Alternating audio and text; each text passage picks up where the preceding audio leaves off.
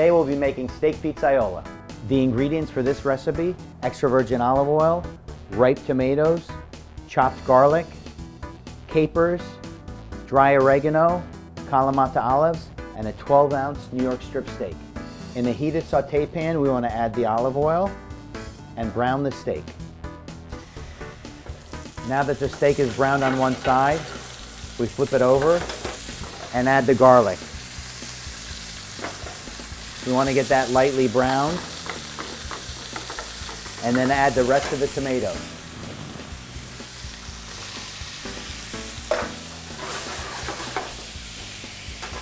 And now we're going to add the rest of the ingredients and salt and pepper to taste.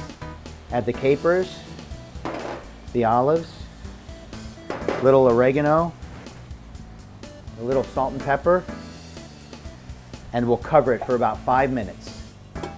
It's been about 5 minutes. The steak is a perfect medium rare, and now we're ready to plate it up. Arrange the steak on the plate, add a little extra sauce, and that is steak pizzaiola.